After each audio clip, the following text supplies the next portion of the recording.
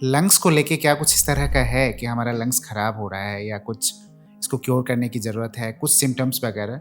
लेकिन अगर रोज सुबह आपको बलगम आ रहा है, कॉन्स्टेंटली गुड अमाउंट में प्रोड्यूस हो रहा है अर्ली मॉर्निंग, आप पहले 100 कदम चल लेते थे, अब ग्रेजुअली आप थोड़ा बहुत चलने में भी थकने लग रहे हैं, 50-60 कदम चलने में थक रहे हैं, ये एक साइन सिम्टम्स हैं आपके, राइट। तीसरा, आपको एंग्जाइटी ज़्यादा हो रही है, मेंटल टेंशन हो रही है, सुबह उठते ही आपके सर दर्द हो रहा है, ये एक साइन है, राइट। आपको चिड़चिड़ापन हमेशा रह रहा है, आपको भूख कम होती जा रही है, आपका वजन गिर रहा है, ये एक साइन है। एक रिसेंट स्टडी मैंने कहीं पढ़ी थी कि जो पीजन्स या बर्ड्स होते हैं तो उनका जो पूप होता है उससे निकलने वाले जो केमिकल हवा में रिलीज होते हैं वो भी लंग्स को डैमेज करते हैं। पिजन्स की जो बॉडी होती है, ये it acts like a trigger, right, and it keep on triggering the airways alveoli so much that they become hypersensitive, right. किसी केसेस में तो इतना देखा जाता है they can cause a full lung damage also। क्या हल्दी, अदरक, मुलेठी, तुलसी, ये जो घर के सारे देसी नुस्खे होते हैं, तो क्या ये सच में लंग्स के लिए फायदेमंद होते हैं? हल्दी अदरक का जूस जो है शहद के साथ लेंगे तो कोटिंग करेगा, ऑब्वियसली आपको एक सूदिंग इफेक्ट प्रोवाइड करेगा जिससे आपको अच्छा लगेगा, राइट, आपकी खिचखिच कम होगी। ऐसा कहा जाता है कि इनहेलर्स की बहुत ही हार्ड मेडिसिन है, उसमें जो है स्टेरॉइड्स होते हैं, एंड जो पेशेंट जब इनहेलर लेते हैं उसके बाद भी जो हाथ कांपते हैं या फिर कुछ इस तरह के साइड इफ़ेक्ट्स देखने को मिलते हैं। तो मैं जानना चाहूँगी कि कितना ये सच है या सच में जो इनहेलर है उसके कोई लॉन्ग टर्म साइड इफ़ेक्ट्स रहते हैं? जो ये मिथ है कि इसके साइड इफ़ेक्ट हैं, देखो साइड इफ़ेक्ट तो सारी ड्रग्स के हैं, लेकिन एक गोली अगर आप 1 mg की खाते हैं is equivalent to some around 1000 to 5000 puffs, you understand. तो क्या पफ लेना ठीक है या दिन में 2 गोलियां खाना ठीक है? तो इनहेलर को सबसे पहले आपको शेक करना होता है। जब इनहेलर का जो नॉब होता है उसको मुंह में इस तरीके से जब लगाएंगे तो दांतों से पहले काटना है, राइट। फिर तीसरा चीज है लिप से सील करना है। अब ये सील हो गया, राइट। अब इनहेलर के थ्रू ही सांस लेनी और छोड़नी,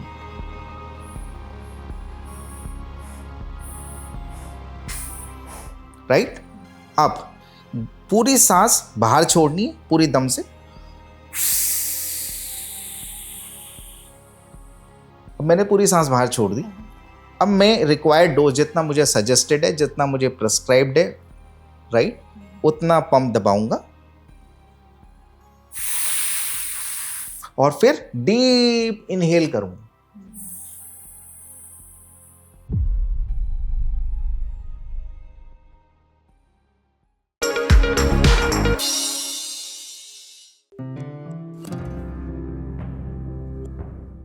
लंग्स हमारी बॉडी का एक सबसे इम्पॉर्टेंट ऑर्गन में से एक है, लेकिन इसके रिलेटेड बहुत सारी बीमारियां आजकल बढ़ने लगी हैं, जिसकी वजह से लंग से जुड़ी इस तरीके की प्रॉब्लम्स हमें आए दिन देखने सुनने को मिलती है, चाहे वो एस्थमा हो, ब्रोंकाइटिस हो, सीओपीडी हो या बहुत सारी ऐसे ही तमाम बीमारियां। हालांकि सोशल मीडिया पर लंग्स को डिटॉक्स करने के लिए भी बहुत सारी चीजें होती रहती हैं कि आप ये पी लीजिए, ये खा लीजिए तो आपके फेफड़े डिटॉक्स हो जाएंगे। इसके साथ ही जिस हिसाब से पोल्यूशन का लेवल बढ़ रहा है, प्रदूषण के कारण हमारे फेफड़े किस तरीके से अफेक्ट हो रहे हैं, इस पर भी काफी ज्यादा बातचीत होती है। तो ऐसे में हमारे फेफड़े क्या सच में आज के समय में इतने सही सलामत है या वो धीरे धीरे डैमेज हो रहे हैं? और अगर डैमेज हो भी रहे हैं तो हम समय रहते इसके लक्षण कैसे पहचान सकते हैं? और सबसे जरूरी चीज कि इसको बचा कर रखने के लिए, ताकि लंबे समय तक हमें फेफड़ों से जुड़ी कोई बीमारी ना हो, हम क्या कर सकते हैं? अगर आप इन तमाम सवालों के जवाब जानना चाहते हैं तो एकदम सही जगह पर आए हैं। आज के वेलनेस अड्डा सेशन में हम इसी टॉपिक पर बात करेंगे। हम जानेंगे अपनी लंग हेल्थ के बारे में, जिसके लिए हमारे साथ इस सेशन में एक बहुत ही स्पेशल एक्सपर्ट मौजूद हैं, जिनकी पिछली वीडियोस को आप सभी ने बहुत सारा प्यार दिया हुआ है। हमारे साथ हैं डॉक्टर तनुज कुमार वर्मा, जो कि पल्मोनोलॉजिस्ट हैं Cloud9 हॉस्पिटल्स में। तो डॉक्टर, इस सेशन में सबसे पहले तो आपका बहुत बहुत स्वागत है। थैंक यू सो मच, नमस्कार, thank you so much doctor हमारे साथ जुड़ने के लिए। और इस बार ये सेशन थोड़ा अलग है क्योंकि सिर्फ हमारे साथ हमारी पूरी टीम भी है, जिनके पास ऑडियंस से रिलेटेड भी कई सारे सवाल हैं। हमारे साथ नर्मदा है, ऋति है, अनन्या है, ओम है, जो आपसे बहुत से ऐसे सवाल करेंगे फेफड़ों से रिलेटेड, और हम पूरी कोशिश करेंगे कि इस सेशन के जरिए हमारी ऑडियंस तक इस टॉपिक के बारे में ज्यादा से ज्यादा इन्फॉर्मेशन और अवेयरनेस पहुंचा सके। तो आई थिंक बिना किसी देरी के हम इस सेशन को शुरू करते हैं। सबसे पहले डॉक्टर, मेरा सवाल आपसे यही होगा कि सोशल मीडिया पे ना एक ट्रेंड चला हुआ है, I think, I don't know आप तक पहुंचा होगा कि नहीं। एक है कि आपके फेफड़े कितने हेल्दी है, उसको टेस्ट करने के लिए एक पैरामीटर सेट है।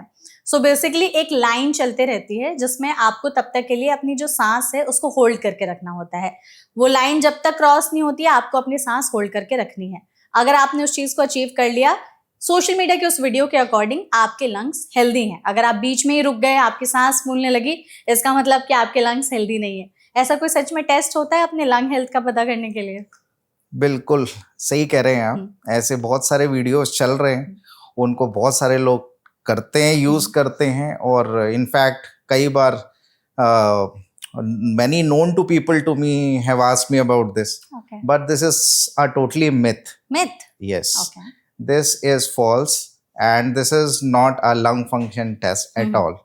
ये सिर्फ CO2 की टॉलरेंस कितनी है बॉडी के अंदर, बॉडी कितना CO2 का टॉलरेंस है उसको बता सकता है। मेंटल एंजाइटी के बारे में आपको अवेयर कर सकता है, बट वो कोई लंग फंक्शन टेस्ट नहीं है। ठीक है, लंग फंक्शन के बड़े स्पेसिफिक टेस्ट हैं जिसे स्पायरोमेट्री कहते हैं, 6 मिनट वॉक टेस्ट कहते हैं। यही स्पेसिफिकली लंग फंक्शंस को कि आपके लंग्स कितने हेल्दी हैं, आप कैसे हैं, ये ऑब्जेक्टिव टेस्ट हैं जिनसे हम फाइनली बता सकते हैं कि हाँ ये जो है ये आपके लंग हेल्दी हैं कि नहीं। आपने 2 टेस्ट की बात की, स्पायरोमीटर और एक वॉक टेस्ट। प्लीज इसके बारे में बताइए सो दैट हमारी ऑडियंस भी जान सके कि हाँ इस टेस्ट के जरिए हम अपनी लंग हेल्थ का पता लगा सकते हैं। स्पायरोमेट्री एक बहुत ही कॉमनली यूज टेस्ट है। आजकल ये किसी भी हॉस्पिटल में इजीली अवेलेबल है। इसमें आपको एक मशीन होती है और मशीन के अंदर आपको फोर्सफुली अपनी ब्रीथ को फूंकना होता है। ठीक है, तो हम ये मेजर करते हैं फर्स्ट सेकंड में आपका फ्लो कितना आ रहा है, आपकी लंग वॉल्यूम्स कितने हैं, आपकी लंग कैपेसिटीज कितनी हैं। ठीक है, आपके फंक्शनल रेसिडुअल कैपेसिटी कितनी है, आपका लंग कितना हेल्दी है, ये सारे पैरामीटर्स हमें स्पायरोमेट्री से पता चल सकते हैं। ठीक है। और एक जो वॉक टेस्ट आप बता रहे थे, walk test is also a test जिससे हम लंग की टोटल कैपेसिटी के बारे में पता कर सकते हैं विद अ बॉक्स टेस्ट। ये कैसे होता है? ये भी इन हॉस्पिटल ही होता है। इसके बारे में डिटेल में तो आपको हॉस्पिटल में जाने के बाद ही पता चलेगा। लेकिन हाँ, ये दोनों टेस्ट करने से ये reliable and scientifically proven test है। परफेक्ट है। ये तो मेरा सवाल था डॉक्टर। अब हम चाहेंगे कि जो हमारे साथ में कलीग्स हैं वो भी आपसे सवाल करें, तो Narmada please. Hi doctor. Hello. मेरा सवाल इनहेलर्स के अराउंड रहेगा। ऐसा कहा जाता है कि इनहेलर्स की बहुत ही हार्ड मेडिसिन है, उसमें जो है स्टेरॉइड्स होते हैं, एंड जो पेशेंट जब इनहेलर लेते हैं उसके बाद भी जो हाथ कांपते हैं या फिर कुछ इस तरह के साइड इफेक्ट्स देखने को मिलते हैं। तो मैं जानना चाहूँगी कि कितना ये सच है या सच में जो इनहेलर है उसके कोई लॉन्ग टर्म साइड इफेक्ट्स रहते हैं? ओके, ये बहुत अच्छा क्वेश्चन है आपका। ये बहुत सारे लोगों में इस चीज़ का मिथ है कि इनहेलर्स हार्मफुल हैं, इसकी आदत लग जाती है वगैरह वगैरह। बट हमें समझने की कोशिश ये करनी है कि inhaler is a localised form of delivery of drug. मतलब हम सीधा फेफड़े में वो ड्रग को पहुंचा रहे। और अगर आपने कभी इनहेलर के लेबल को देखा होगा तो उसमें जो ड्रग्स होती है वो माइक्रोग्राम्स में होती हैं, not milligram, not gram, it's microgram, right.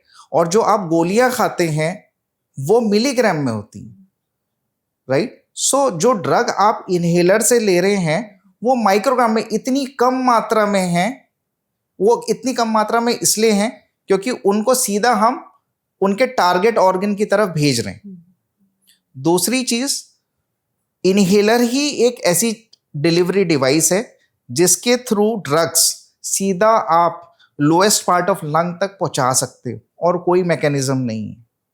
ठीक है, तो inhalers is the best form of drug delivery system for the lungs.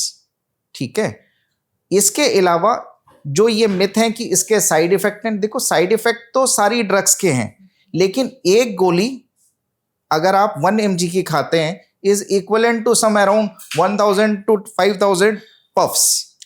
You understand? तो क्या पफ लेना ठीक है या दिन में 2 गोलियां खाना ठीक है? Puff obviously. तो स्टेरॉइड जहां आप 2 गोलियां खा रहे हैं, यहां आप उसके 2 से 3000 तक के पफ ले रहे हैं, तो side effects are minimal. Doctor, मेरा सवाल बच्चों के रिलेटेड रहेगा। जैसे हमने देखा है कि बच्चे बहुत जल्दी इन्फेक्शन पकड़ लेते हैं, तो मेरा सवाल है कि जैसे बच्चों के लंग्स क्या बड़ों के लंग्स से अलग होते हैं, एंड उन्हें लंग्स से रिलेटेड क्या क्या रिस्क होता है जब वो छोटे होते, स्पेशली 3 साल तक के बच्चे जिनको बहुत ज़्यादा वो इन्फेक्शन डिजीज़ से बहुत ज़्यादा स्टार्टिंग में उनको हो जाता है ये सब। देखिए, बच्चों की फिजियोलॉजी समझना बहुत ज़्यादा ज़रूरी है इस चीज़ में। बच्चे जो होते हैं एडल्ट से इसलिए डिफरेंट होते हैं क्योंकि they are in the phase of developing their immunity. बच्चों में कॉमनली इन्फेक्शंस जो होते हैं वो मोस्टली वायरल होते हैं, राइट? इनफैक्ट मैं तो पेरेंट्स को ये भी एक्सप्लेन करता हूँ कि साल भर में 5 to 6 viral infection in a child is normal.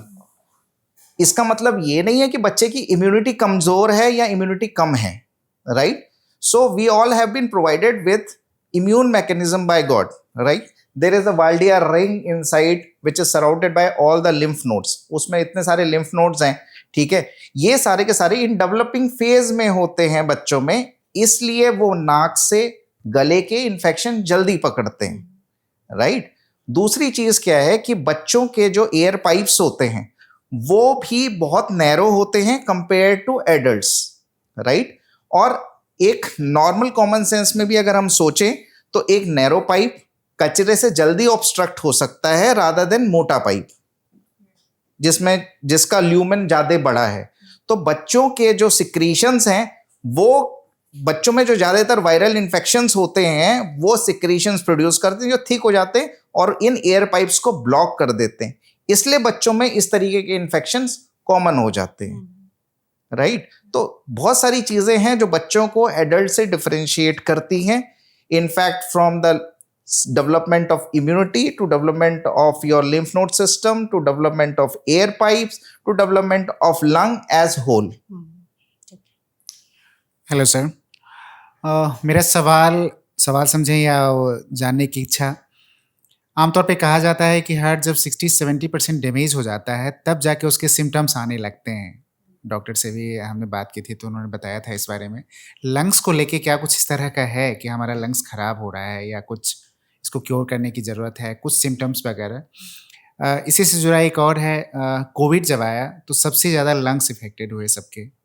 मैं खुद भी 20 दिन बीमार रहा था।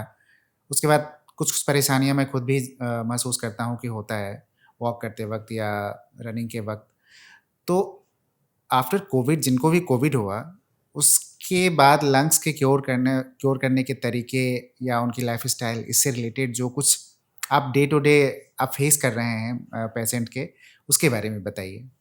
देखिए, पहला जो सवाल था आपका कि लंग जब 60 to 70% डैमेज हो जाता है तब पता चलता है, ऐसा नहीं है।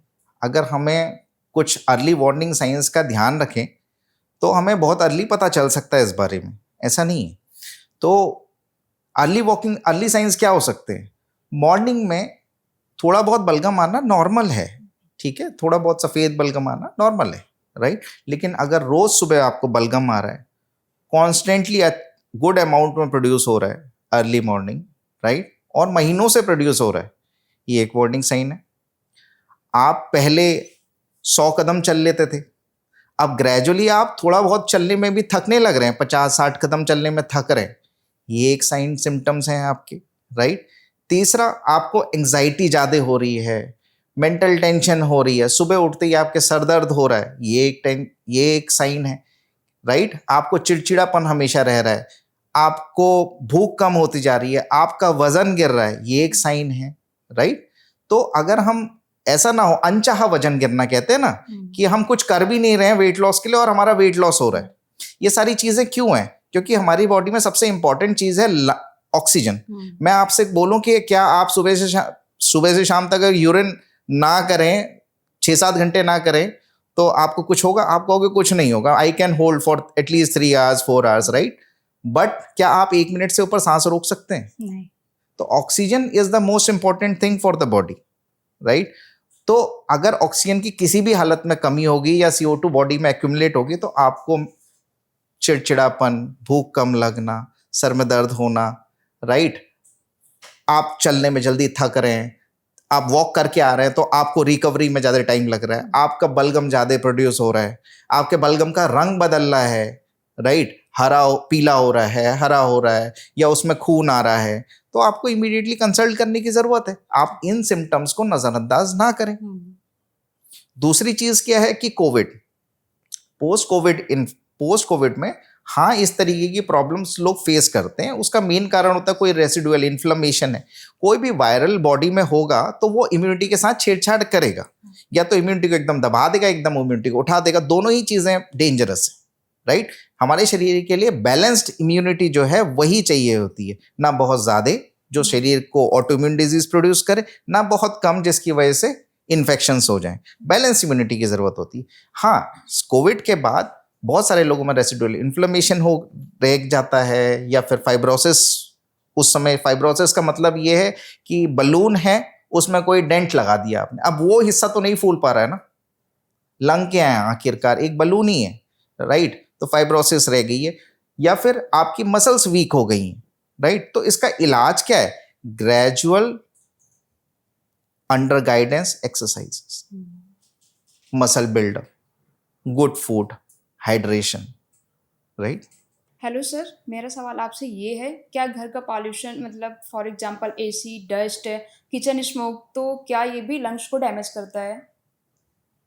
घर का पोल्यूशन यस। ये एक बहुत ही इंपॉर्टेंट टॉपिक है। लोग सोचते हैं हम घर में सेफ हैं, हाँ। बट घर भी हमारे पॉल्यूटेड होते हैं, राइट?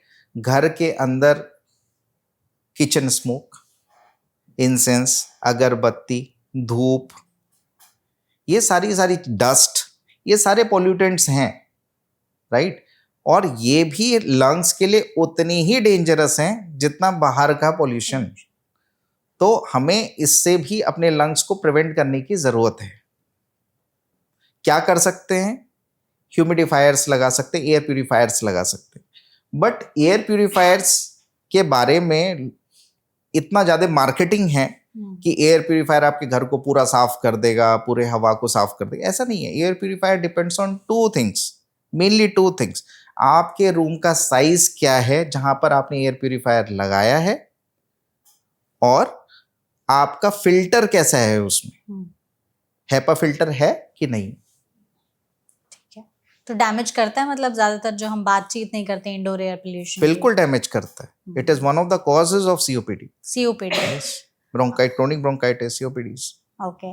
और डॉक्टर अनन्या के सवाल में मेरा एक और सवाल होगा, जैसे हमने इंडोर एयर पोल्यूशन की बात की, एक रीसेंट स्टडी मैंने कहीं पढ़ी थी कि जो पीजन्स या बर्ड्स होते हैं तो उनका जो पूप होता है, उससे निकलने वाले जो केमिकल हवा में रिलीज होते हैं वो भी लंग्स को डैमेज करते हैं।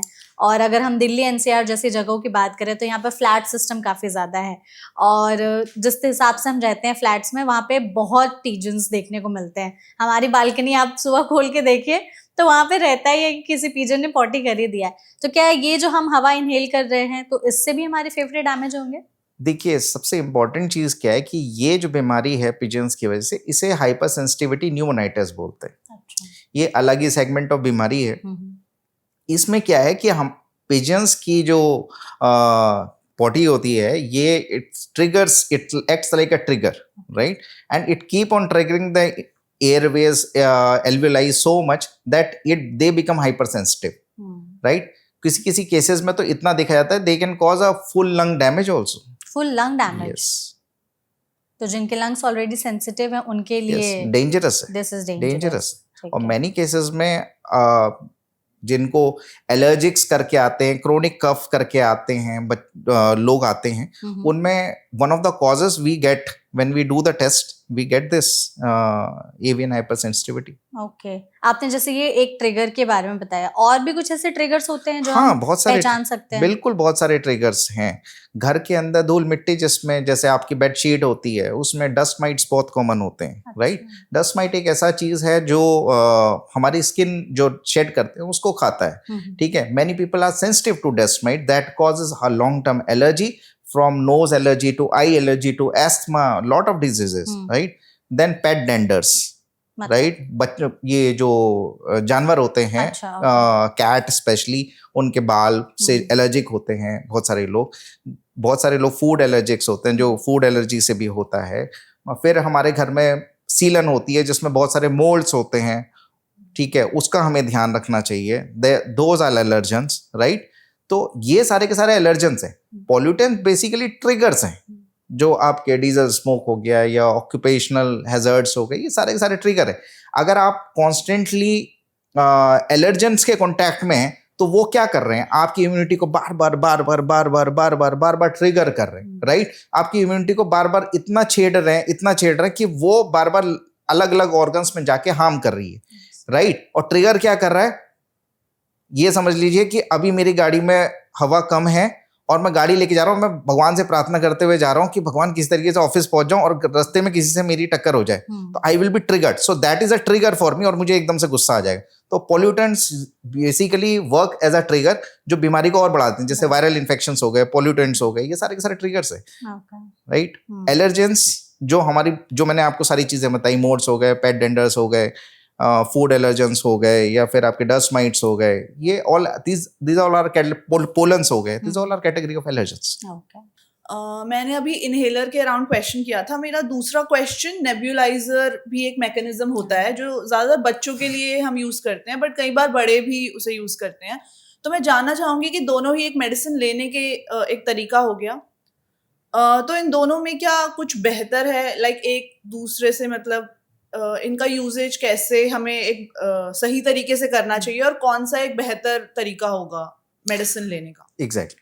तो nebuliser usually recommended in hospital settings और एक्यूट सेटिंग्स, मतलब बहुत ज़्यादा तबीयत खराब है, बेहोशी वाली हालत है, या फिर बहुत तेज सांस चल रहा है, उस समय हम लोग रिकमेंड करते हैं, राइट? नेबुलाइजर्स बेसिकली नहीं रिकमेंड करने का एक रीज़न दूसरा भी है कि वो ओवर यूज़ किया जाता है। कोल्ड के लिए भी लोग नेबुलाइज कर रहे हैं, जबकि उस ड्रग का कोल्ड में कोई मतलब नहीं है, वो लंग्स के लिए ड्रग है, एयर पाइप्स के लिए ड्रग है, राइट? इनहेलर और नेबुलाइजर में अंतर क्या? Definitely inhaler are best, inhalers are the best, no doubt about it, ठीक है? वजह particle size. Inhalers produce particles that can reach up to the last segment of air pipes, right? तो lungs जो है exactly पेड़ है, ठीक है? ट्री, पेड़ ऐसे करके तना होता है, फिर उसकी ब्रांचेस आती हैं, फिर छोटी ब्रांचेस आती हैं, फिर उसकी छोटी ब्रांचेस आती हैं, फिर छोटी ब्रांचेस आती हैं, फाइनली एक पतली सी ब्रांच के ऊपर एक पत्ता होता है। ऐसे ही लंग्स होते हैं, राइट? मोटा तना है, एयर पाइप है, वो कई सारे पाइप्स में डिवाइड होते होते होते होते होते जा रहा है, लास्ट में गैस एक्सचेंज का पार्ट है जिसे एल्विलाई बोलते हैं, जो कि पत्ते के समान है। जैसे पेड़ जो है ऑक्सीजन छोड़ रहा है, कार्बन डाइऑक्साइड ले रहा है, वैसे ही हमारे लंग्स जो हैं कार्बन डाइऑक्साइड छोड़ते हैं, ऑक्सीजन को लेते हैं। तो उस एल्विलाई तक हमें ड्रग पहुंचानी है, राइट?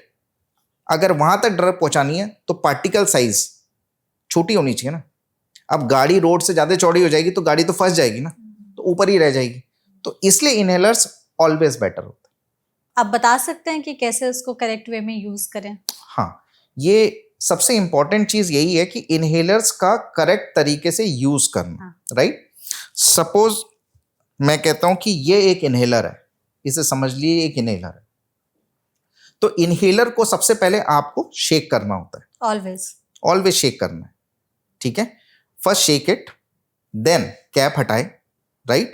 अब मुंह में लगाने का तरीका है इनहेलर को, राइट? स्टेप नंबर 2 इज, जब इनहेलर का जो नॉब होता है उसको मुंह में इस तरीके से जब लगाएंगे तो दांतों से पहले काटना है, राइट? फिर तीसरा चीज है लिप से सील करना है। अब ये सील हो गया, राइट? अब इनहेलर के थ्रू ही सांस लेनी और छोड़नी।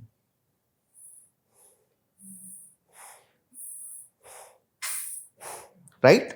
अब पूरी सांस बाहर छोड़नी है पूरी दम से। अब मैंने पूरी सांस बाहर छोड़ दी। अब मैं रिक्वायर्ड डोज जितना मुझे सजेस्टेड है, जितना मुझे प्रिस्क्राइब्ड है, राइट, उतना पंप दबाऊंगा और फिर डीप इनहेल करूंगा।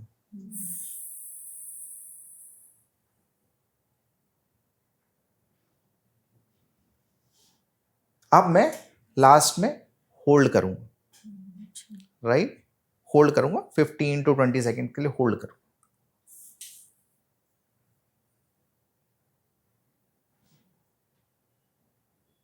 अब मैं धीरे से एक्सेल करूं। परफेक्ट। तो this is the right way. ठीक है। I will tell you a very story about parents also. So I always ask parents to come with the inhaler, चाहे वो साल भर से भी यूज कर रहे हो, 2 साल से भी यूज कर रहे हो, तब भी मैं कहता हूँ इनहेलर लेके आओ, because I want to test कि क्या सामने कैसे कर रहे हैं। तो I prescribe inhaler to the lady और उनके बच्चे को देना था। तो 1 हफ्ते तक वो ठीक नहीं हुआ, 2 हफ्ते तक भी वो ठीक नहीं हुआ। Then I finally asked them to bring the inhaler and come to me and sit with me and give the inhaler. So I asked her कि एक काम करिए, आप इनहेलर दीजिए बच्चे को, मेरे सामने दीजिए, कैसे दे रहे हैं। Then she started spraying like perfume. Okay. Right. So दवाई एक चीज है, दवाई का डिवाइस एक चीज है, दवाई को लेने का तरीका एक चीज है। राइट, बिल्कुल, तीनों करेक्ट होने चाहिए। और ये चीज़ आपने हमें बहुत अच्छे तरीके से बता दी, तो आई एम श्योर जो भी हमारी ऑडियंस इस वीडियो को देख रहे हैं उनको एक आइडिया लग जाएगा कि करेक्ट वे क्या है इनहेलर यूज करने का, जो मोस्टली आई थिंक लोग गलत तरीके से ही लेते हैं। परफेक्ट। डॉक्टर, मेरा सवाल लोगों की डेली रूटीन के अकॉर्डिंग रहेगा। जैसे एक हमारे सभी के मिडिल क्लास घर में और सब जगह पे ये बोला जाता है कि स्टीम लेने से आपके फेफड़े और साफ़ हो जाते हैं। तो क्या ये मिथ है या फिर ये सच में एक सही चीज़ है? इसके बाद क्या आपको ऐसी कोई 3-4 डेली हैबिट, जैसे हम लोग ऑफिस जाने वाले लोग हैं, बहुत सारे लोग अपने काम के लिए बाहर निकलते हैं, तो उनको डेली करनी चाहिए जिसकी वजह से उनकी लंग्स की जो लाइफ है वो और बढ़ सके? जैसे हम लोग डेली एसी में बैठते हैं, तो क्या ये डेली पर्पस से, अब इसको हम हटा तो नहीं सकते पूरे अच्छी तरीके से, तो हमें क्या चीज़ें अपनी लाइफ में इनकलकेट करनी चाहिए, लानी चाहिए, जिसकी वजह से हम और अच्छी लाइफस्टाइल जी सके? ठीक है, ये भी बहुत अच्छा सवाल है। लोग थोड़ी सी सर्दी खांसी होती है तो स्टीम लेना शुरू कर देते हैं। तो पहली चीज़ ये समझनी पड़ेगी कि ये स्टीम होती क्या है, करती क्या है। ठीक है, तो एक छोटा सा फिजिक्स का ही कंसेप्ट है, जितनी हवा ठंडी होगी वो उतनी खुश्क होगी, मतलब उतनी ड्राई होगी। जितनी हवा गर्म होगी वो उतनी जल्दी नमी को पकड़ पाएगी।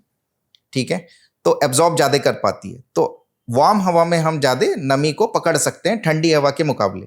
अब आप एसी का ही एग्जाम्पल ले लो, अंदर टेम्परेचर ठंडा रहता है लेकिन एसी के पीछे से पानी टपकता रहता है, क्योंकि अंदर की सारी नमी को बाहर फेंकता रहता है। यानी हम अंदर जब बैठे हैं एसी में तो एक शुष्क ठंडी हवा में बैठे हैं, राइट। अब ये स्टीम क्या चीज़ है? बेसिकली हमारा जो बॉडी है, ह्यूमन बॉडी है, वो हमेशा लंग को प्रोटेक्ट, लंग, हार्ट, ब्रेन को प्रोटेक्ट करने के लिए बनी है। सबसे पहले मेजर ऑर्गन्स यही है जिसमें प्रिवेंट करेंगे, राइट। तो लंग्स को प्रिवेंट करने के लिए बॉडी हमेशा, बॉडी का टेम्परेचर 30, जो हमारा normal temperature 37 degree Celsius, right, तो 98.5 जितना हम लोग बोल रहे हैं, 90.7 हमारा टेम्परेचर होना चाहिए। तो इतना बॉडी में टेम्परेचर अंदर है। अब चाहे कितनी भी टेम्परेचर में चले जाओ, हॉट टेम्परेचर में या कोल्ड में, बॉडी का टेम्परेचर इतना ही रहने वाला है, राइट।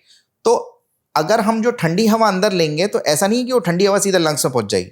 तो हमारे बॉडी में ये एयर कंडीशनर्स हैं, नाक, यहाँ पर साइनस, राइट, गला, फिर नलियाँ, फिर फेफड़े। तो नीचे पहुँचते पहुँचते चाहे कितनी ठंडी हवा लो, वो नीचे पहुँचते पहुँचते गर्म हो जाएगी। ये सारे एयर कंडीशनिंग उसको गर्म करते जाएंगे, राइट। अब ये जैसे जैसे हवा, ठंडी हवा हम अंदर लेना शुरू करेंगे, तो अब ये जैसे जैसे हमारी जो एयर कंडीशनर्स हैं बॉडी के इनबिल्ट, ये जब भी इसको हवा को गर्म करना शुरू करेंगे तो ये हवा नमी को खींच पाएगी। ये नमी कहाँ से खींचेगी? नाक की म्यूकस मेम्ब्रेन से, गले की, एयर पाइप्स की, तो वहां से एयर खींचेगी। गर्म भी बॉडी उसे गर्म कर रही है और नमी वो वहां से खींच रही है, तो कहीं ना कहीं हवा गर्म होकर के लंग को तो प्रोटेक्ट कर रही है लेकिन अपर एयरवे को ड्राई करती जा रही है, राइट। तो इसीलिए हमें अचानक से हिल स्टेशन में जाते हैं या अचानक से एसी में चले जाते हैं तो हमें खराश शुरू हो जाती है, खिचखिच शुरू हो जाती है, राइट। और थोड़े दिनों में खिचखिच खांसते खांसते फिर म्यूकस मेम्ब्रेन में इन्फ्लेमेशन होता है तो गले में दर्द शुरू हो जाता है, जिसे हम सोर थ्रोट वगैरह कहते हैं, आपने कॉमनली सुना होगा। अब स्टीम जो है, स्टीम लेना एक मिथ है कि वो लंग के लिए है। पहली बात तो है जो आप स्टीम ले रहे हो नीचे तक पहुंच ही नहीं पाएगी।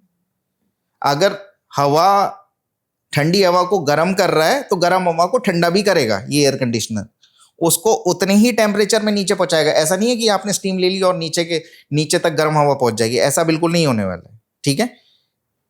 लंग्स तक नहीं पहुंच पाएगी आपकी स्टीम। हाँ, वो गर्म और नरम हवा जो है जिसमें ह्यूमिडिटी है वो आपके नोज अपर एयरवे में सूदिंग इफेक्ट करेगी, जो भी आपके थिक सिक्रेशंस होंगे उनको वेट करेगी ताकि आप उनको इजीली एक्सपेल कर पाओ, राइट। बट स्टीम के साइड इफेक्ट भी हैं। हर किसी को सही से स्टीम लेना आता नहीं है, लोग जला लेते हैं अपने आप को, right. I have seen a case जहां पेरेंट्स ने घर पे स्टीम करा रहे थे, बच्चे ने हाथ मारा और उसकी जांग जल गई, ठीक है। इतना गर्म पानी? हाँ, तो अब भाप तो गर्म पानी से ही आनी है, तो अब उन्होंने रख दिया और बच्चे में तो चीज यही है कि सावधानी हटी दुर्घटना घटी, तो बच्चे ने हाथ मार दिया, पैर जल गया। तो मैं एडवाइस नहीं करता बच्चों में स्पेशली स्टीम को, नो, नॉट रिक्वायर्ड।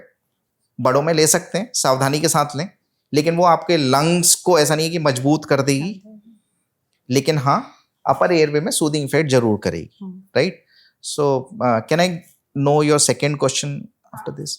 इसके साथ साथ ही मेरा दूसरा सवाल है कि जो हमारी रोज़मर्रा की ज़िंदगी है उसमें आप क्या रिकमेंड करेंगी कि हमें क्या चीज़ें अपनी लाइफस्टाइल में डालनी चाहिए? कोई भी 3-4 हैबिट जिससे हमारे लंग्स और हेल्दी रहे, उनकी लाइफ स्पैन बढ़े।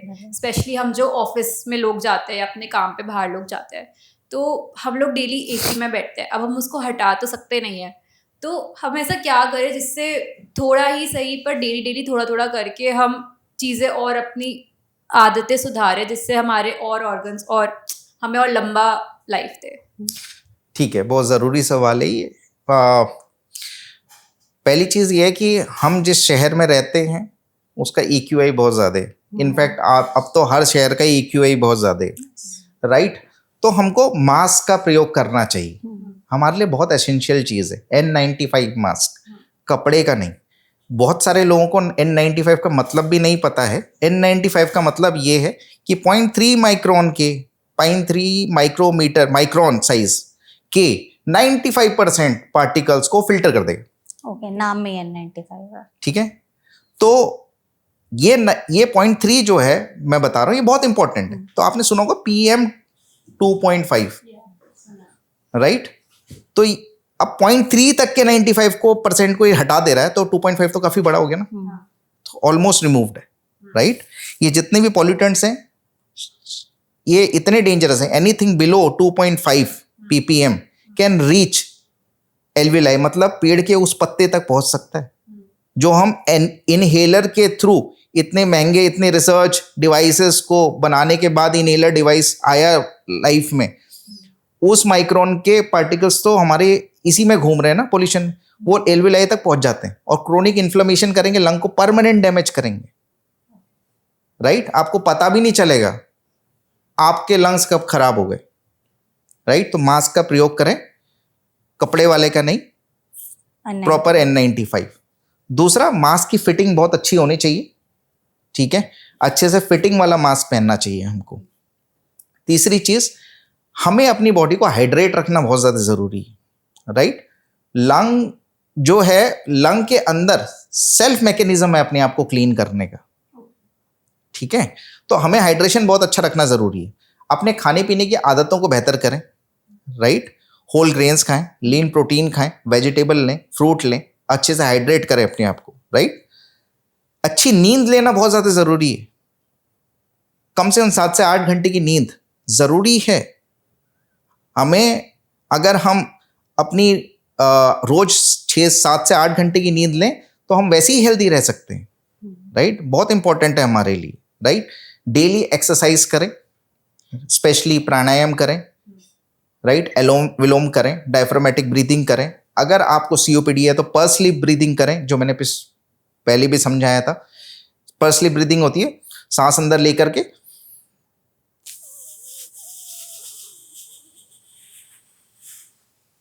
धीरे धीरे छोड़, राइट।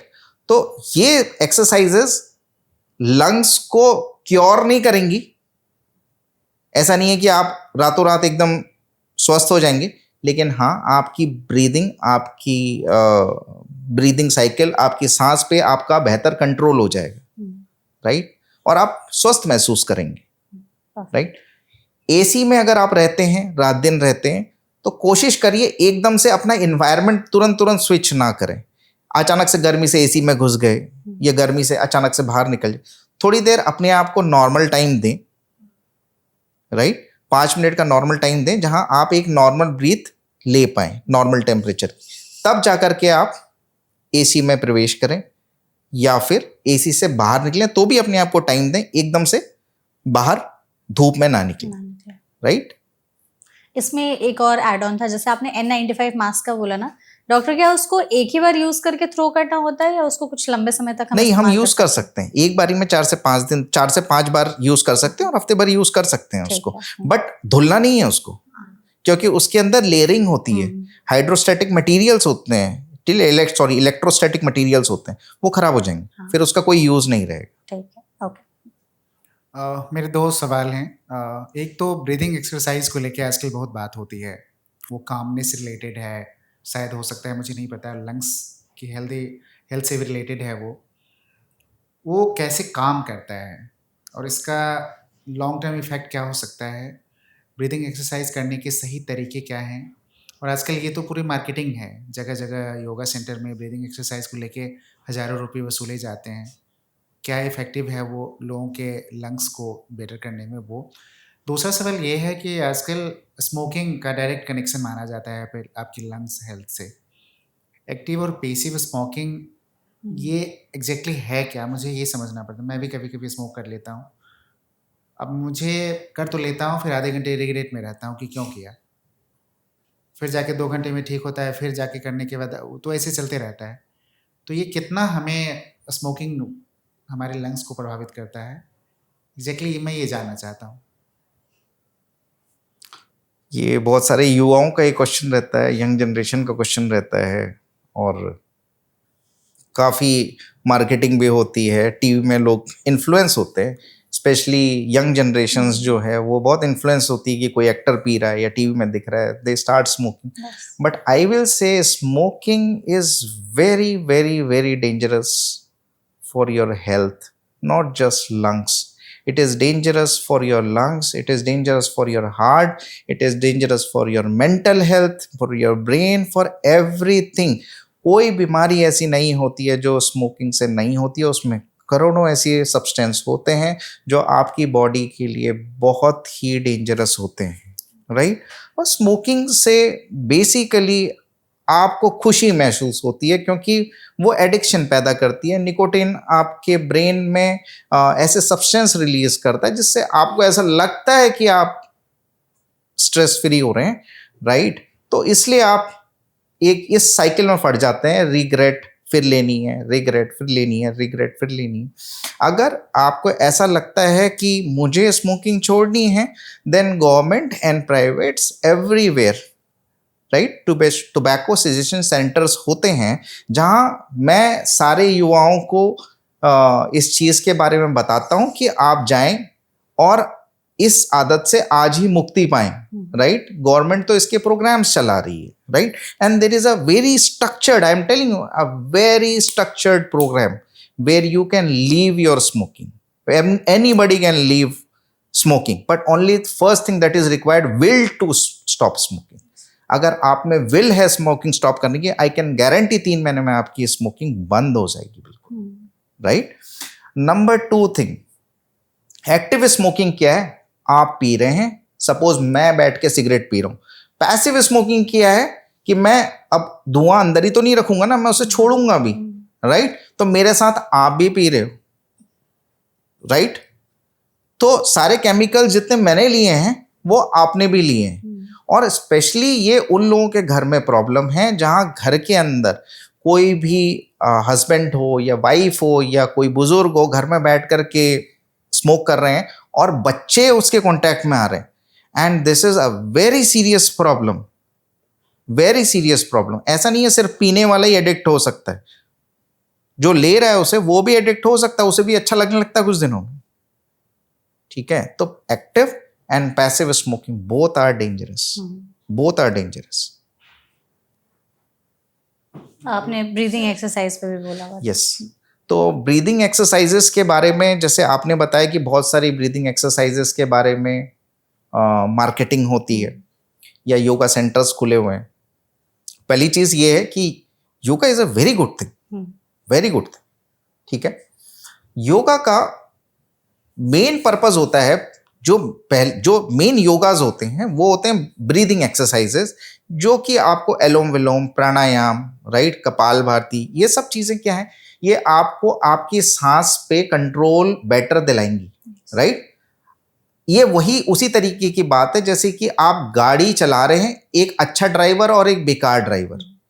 आप योगा करके इन एक्सरसाइज, ब्रीदिंग एक्सरसाइजेस को करके अपनी सांस पे एक बेहतर कंट्रोल पाते हो, एक बेहतर सांस अंदर और बाहर लेना शुरू करते हो। यूजुअली हम बात करते हैं तो हम सभी लोग जितने भी हैं हम बहुत शैलो ब्रीदिंग करते हैं, हमें पता भी नहीं चल रहा, अभी हम इतनी देर से बात कर रहे हैं और हम लगातार ब्रीथ भी कर रहे हैं, ये बहुत शैलो ब्रीदिंग है, राइट? योगा ही ऐसा टाइम है, एक्सरसाइज ही ऐसा टाइम है जहां पर हम डीप ब्रीदिंग्स करते हैं, राइट? अब ब्रीदिंग करने के फायदे क्या हैं? सबसे अच्छी बात यह है कि हमारे बॉडी को जो सबसे इंपॉर्टेंट चीज़ है, जो ज़रूरत है, वो है ऑक्सीजन की, ठीक है? ब्रीदिंग एक्सरसाइजेस करने से ऑक्सीजन का सर्कुलेशन बेटर होता है, बॉडी में ब्लड का सर्कुलेशन बेटर होता है, योगा करने से मांसपेशियां बेटर होती हैं, राइट? तो इसको, इन एक्सरसाइजेस को अगर लंग से कंपेयर करें तो लंग क्या है? लंग एक गुब्बारा है, एकदम बलून है, राइट? जिसमें हवा फूकोगे तो फूल जाएगा और हवा फूकना बंद करोगे तो अपना आप सुख जाएगा, ये लंग है। लेकिन लंग के साथ इसमें फूकने वाला भी इंपॉर्टेंट है जिसे हम नजरअंदाज करते हैं, राइट? तो बॉडी के अंदर ये फूकने वाली चीज है वो मांसपेशियां हैं। तो एक्सरसाइज करने से, अच्छा खाना खाने से, योगा करने से मांसपेशियां मजबूत होती हैं, आपकी ब्रीदिंग और बेटर होती है। तो योगा डेफिनेटली एक बहुत अच्छी चीज है जिसे हर इंसान को रोज सुबह आधा घंटा करना चाहिए। परफेक्ट, ठीक है। सर मेरा आपसे ये सवाल है, क्या हल्दी, अदरक, मुलेठी, तुलसी, ये जो घर के सारे देसी नुस्खे होते हैं, तो क्या ये सच में लंग्स के लिए फायदेमंद होते हैं? लंग्स से फायदेमंद मतलब क्या? इनके बारे में जैसे बहुत सारे वीडियोस चलते हैं कि ये डिटॉक्स करते हैं, काढ़ा बना के पी लो, काढ़ा बना के पी लो, आपके लंग्स बेहतर हो जाएंगे। समझने की बात, ये सबसे ज़रूरी बात ये है कि हमें ये समझना पड़ेगा कि चाहे वो तुलसी हो, चाहे मुलेठी हो, चाहे जिंजर हो, ठीक है, वगैरह वगैरह चीज़ें, मोस्ट ऑफ देम आर सूदर्स। ये सूदर्स होते हैं, ठीक है? स्पेशली अगर इनको हनी के साथ लिया जाए तो ये सूदिंग का काम करते हैं। मैंने आपको क्या बताया कि जब भी हम किसी ठंडी जगह में चले जाएंगे या अचानक से हिल स्टेशन चले जाएंगे तो हमारे गले में खराश हो जाती है। वो खराश ही वजह ये है कि हमारी अंदर का मॉइस्चर जो है वो एयर ने सक कर लिया, ठंडी हवा ने, और लंग्स तक पहुंचा दिया, लेकिन ऊपर ड्राइनेस हो गई जिसकी वजह से हमें खराश हो गई, राइट? तो अगर हम हल्दी अदरक का जूस जो है शहद के साथ लेंगे तो कोटिंग करेगा, ऑब्वियसली आपको एक सूदिंग इफेक्ट प्रोवाइड करेगा जिससे आपको अच्छा लगेगा, राइट? आपकी खिचखिच कम होगी। बट इसका क्या लंग्स में डिटॉक्स करेगा? नहीं। लंग्स का अपने आप में भगवान ने बना रखा है म्यूकोसिलरी क्लियरेंस, लंग अपने आप को अपने आप साफ करता है। लंग के अंदर करोड़ों की मात्रा में झाड़ू हैं, झाड़ू मतलब म्यूकोसिलियाज होती हैं जो हमेशा नीचे से ऊपर की तरफ 24 घंटा चल रही हैं, अभी भी चल रही हैं, हम लोग इतना बात कर रहे हैं और वो चल रही हैं।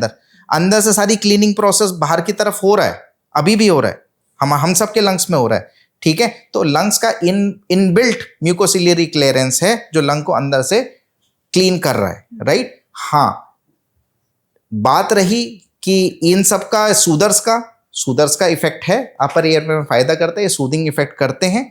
अदरक में स्पेशली कफ रिफ्लेक्सेस को स्मूदन करता है, अदरक जो है वो कफ रिफ्लेक्स को स्मूथ करता है, राइट। हल्दी जो है वो एंटी इन्फ्लेमेटरी इफेक्ट होता है, no doubt anti inflammatory effect होता है उसका, राइट। बट वो एंटी इन्फ्लेमेटरी इफेक्ट सिर्फ लंग के लिए नहीं हो, पूरे बॉडी के लिए ही है, सारे ऑर्गन्स के लिए ही है, राइट। तो अगर आप अच्छा खाना खाएंगे तो वहां से भी आपको अच्छा विटामिन लेंगे, राइट, अच्छे एंटीऑक्सीडेंट लेंगे, ओमेगा 3 फैटी एसिड्स लेंगे, तो आपके लंग हेल्थ को ही नहीं, आपकी ओवरऑल वेलबींग को बेटर करेगा।